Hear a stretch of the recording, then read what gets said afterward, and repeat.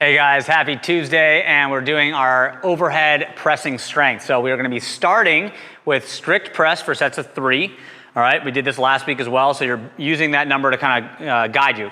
Remember, for the strict press, we are not using our body. So this is a big thing I tell people. You don't wanna come out in that rack position like this because this is not a strong pressing position. What you wanna do is find your grip, squeeze the bar, and line up your wrists and your elbow when you come out of the rack. Keeping that bar nice and high, okay, more like this position. Squeeze your legs tight, drive,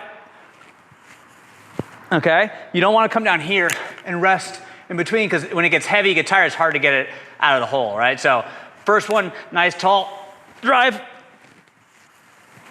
okay?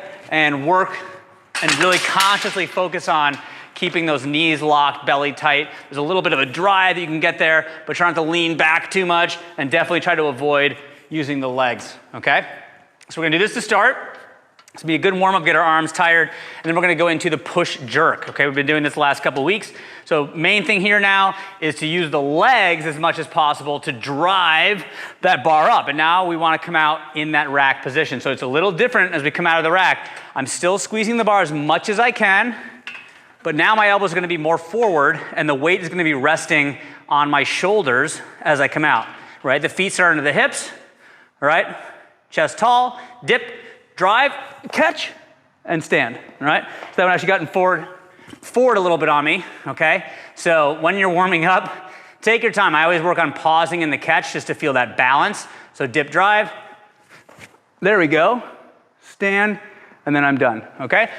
As that bar gets heavier,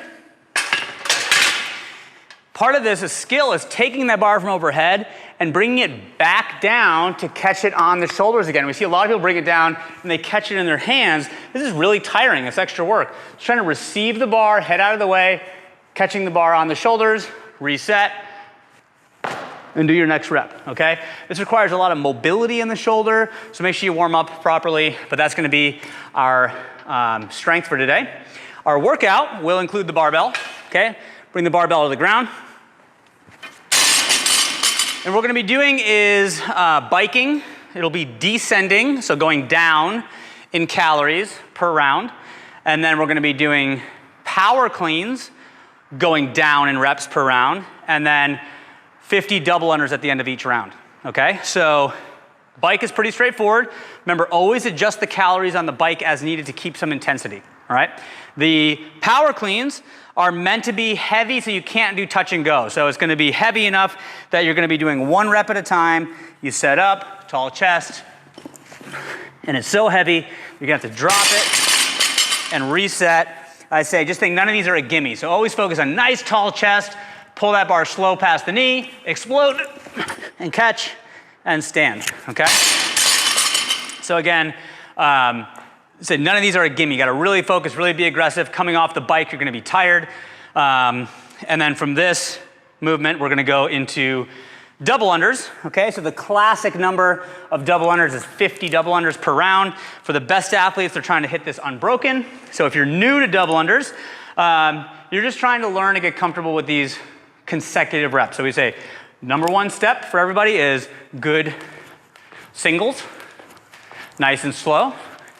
And then as you get better, you try to put a double in there, okay? So if you're kind of hit or miss and you're learning on double unders, there's 2 main approaches that we use. One is just to practice, let's say a minute. So just get to the jump rope and just try and practice and do as many double unders as you can in a minute and then move on. The other is to pick a number that you're comfortable doing. So it's supposed to be 50 around, maybe do 30 or 25 and just do some lesser number, but don't get stuck here for too long. So that's our workout. Our finisher's got some GHD back extensions, working on our posterior chain, some bicep curls, some good stuff, guys. So make sure you do your finisher. We'll see you tomorrow.